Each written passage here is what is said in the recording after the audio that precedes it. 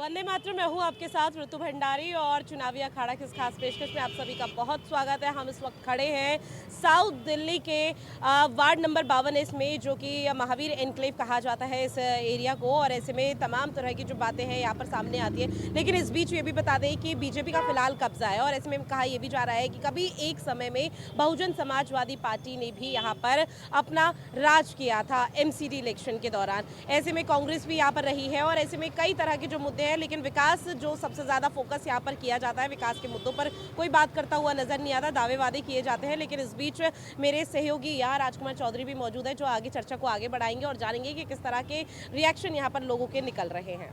बिल्कुल ऋतु, निश्चित तौर पर धन्यवाद। ये जो क्षेत्र है जहाँ हम खड़े हुए हैं, ये पालम विधानसभा क्षेत्र पड़ता है और पालम एयरपोर्ट को सब लोग जानते हैं और बिल्कुल उसके करीब हम लोग इस समय मौजूद हैं।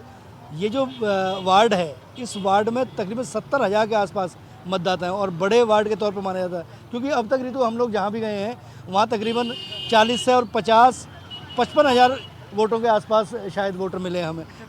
ये पहला वार्ड ऐसा है कि जो 70,000 से अधिक मतदाताओं को मताधिकार का उपयोग करने की अनुमति देता है। लेकिन देखना बड़ा दिलचस्प होगा कि वोट ऑफ परसेंटेज क्या जाएगा। हमारे साथ हमारे सहयोगी सैफी साहब भी मौजूद हैं, उनसे भी यहाँ का रिएक्शन ले लेते हैं। सैफी साहब, ये जो वार्ड है, इस वार्ड की जो पृष्ठभूमि है, बहुजन समाज पार्टी भी एक बार जीती है। सर जी, यहाँ सुदेशवती जी रही हैं जो बसपा से थी और फिर उन्होंने अपना यहाँ से दल बदल करके वो कांग्रेस में शामिल रही थी।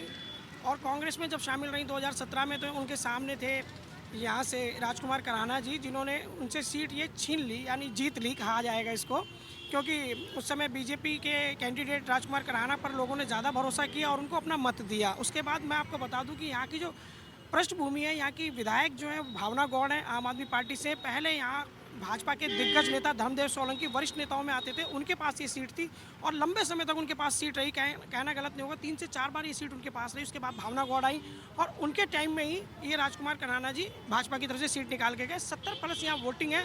ज़्यादातर हिस्सा यहाँ खुद की बसाई हुई कॉलोनी का है, जैसे खेतों को काट कर कॉलोनी बसा दी जाती है, उस तरह का एक खुद से क्रिएट की गई कॉलोनियाँ हैं। और जिसमें नाली की आप कह सकते हैं, कुछ सड़कें हैं जिन पर धूल बनती है। अगर मैं बात करूं मंदिर मार्ग की, तो वो सड़क नहीं बन रही है लंबे समय से, उसके लिए विरोध प्रदर्शन भी हुआ। अगर मैं बात करूं विजय एन्क्लेव के पीछे वाली रोड की, तो वो करीब कई सालों से हम देख रहे हैं कि ऐसी की ऐसी पड़ी है, वहाँ गुजरने वाले लोगों के लिए दिक्कतें हैं।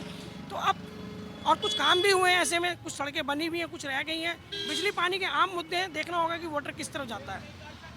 बिल्कुल, जो काउंसलर है वो काउंसलर अपनी जिम्मेदारियों का निर्वहन किस प्रकार से करता है, क्योंकि काउंसलर के हाथ में कोई पिटारा नहीं है कि उसने अपना खोला और सारी चीज़ें बहुत समाहित होगी। बहुत सारी आवश्यकताएं होती हैं, बहुत सारी टेक्निकल चीज़ें होती हैं। और जिस तरीके से बताया, दिल्ली के आसपास तकरीबन 1700 से अधिक कॉलोनियाँ ऐसी थी कि जो खेतों में कटी।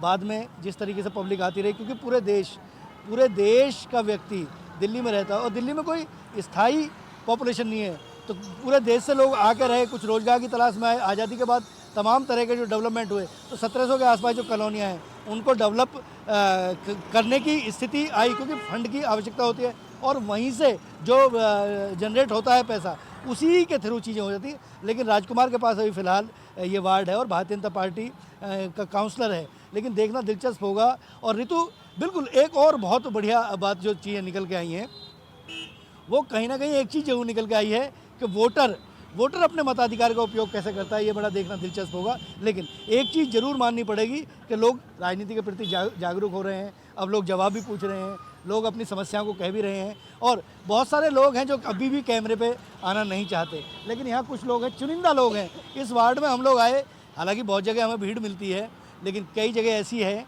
कि जहाँ लोग अभी भी कैमरे के पीछे बातें करते हैं। अभी हम लोग बात कर रहे थे तो कैमरे के पीछे बहुत सारे लोगों ने बात की। जितने लोग आए हैं उनसे बात करेंगे और मैं निवेदन करूंगा ऋतु से कि आगे इस कार्यक्रम बिल्कुल चर्चा को आगे बढ़ाएंगे। एमसीडी के इलेक्शन से अभी तारीखों का ऐलान नहीं हुआ, लेकिन नज़दीक है। किस तरह का माहौल तो क्या है कि जो यहाँ पे देखते हैं, जिस तरह नेताओं ने अपनी पोस्टरबाजी खंभों पे, होल्डिंग तारों पे लटका के एक शादी जैसा प्रोग्राम बना दिया है।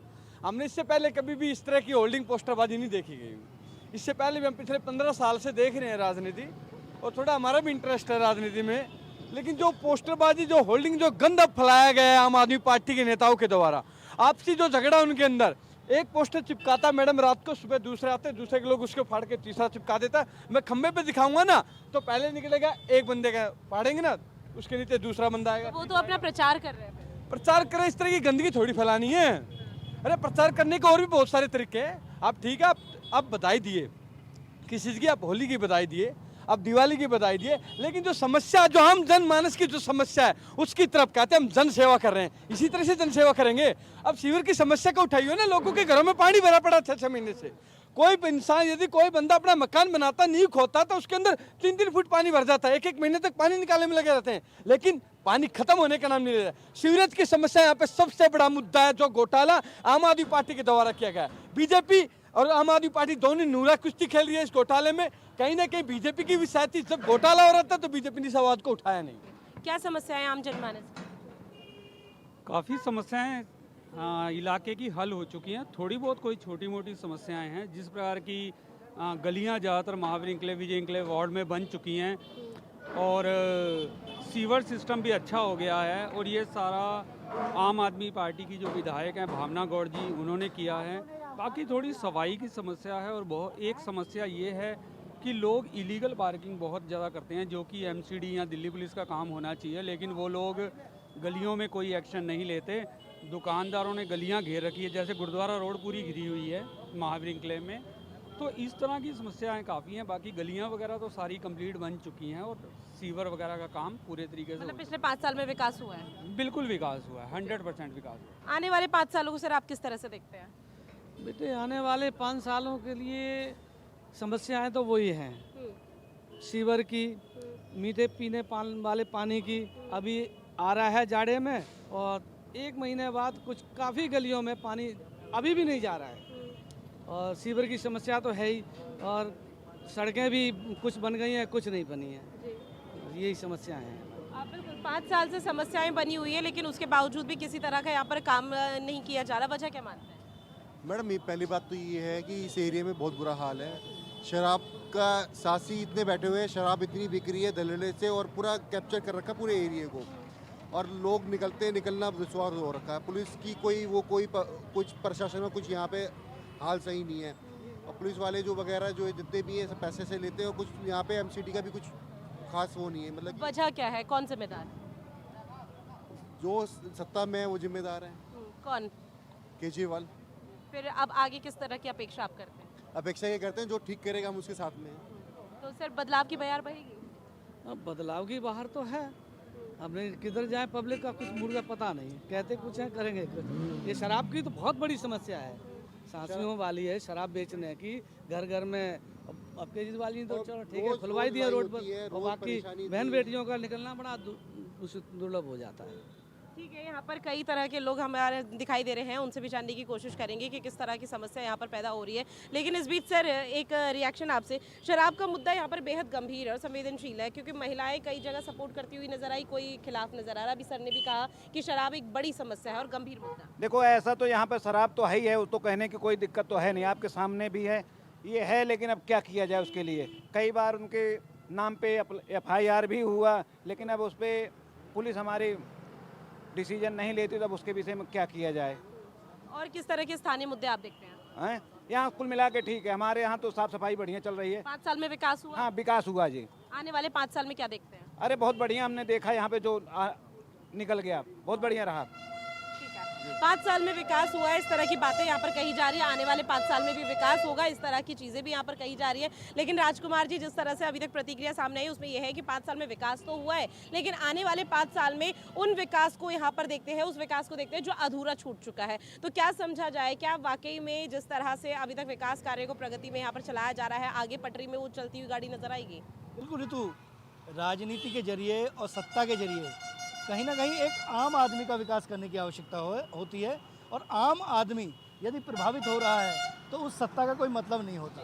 जिस तरीके की चीज़ें हैं, क्योंकि सफाई व्यवस्था हो, सड़क हो, पार्क हो, सीवरेज सिस्टम हो, पीने के पानी की व्यवस्था हो, ये एक आम आदमी के मौलिक अधिकारों में आते हैं, और संविधान भी हमें इसके लिए कहीं ना कहीं अधिकृत करता है, और इन सब चीज़ों पर बहुत ध्यान देने की आवश्यकता होती है। लेकिन क्योंकि राजनीति का स्वरूप ऐसा हो गया है, एक व्यक्ति के लिए नहीं, राजनीति में बहुत सारे लोग अपने स्वार्थ के लिए आते हैं, ऐसा प्रतीत होने लगा, क्योंकि बहुत सारे लोगों से बात हो रही है। लेकिन जनता को भी कहीं ना कहीं जागरूक होना होगा और उसके लिए जिम्मेदार हम लोग भी हैं, जनता भी जिम्मेदार है, क्योंकि जब तक किसी बात को उठाओगे नहीं तब तक, वो कहते हैं ना कि जब तक बच्चा रोता नहीं है तब तक उसकी माँ भी दूध नहीं पिलाती।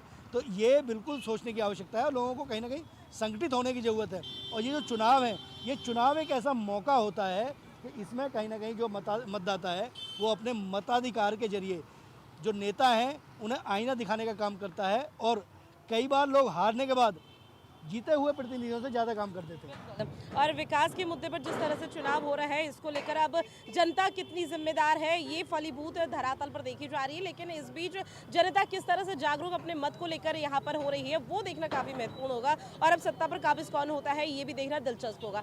कि खास पेशकश में फिलहाल के लिए इतना ही। आप बने रहिए नेटवर्क 10 के साथ।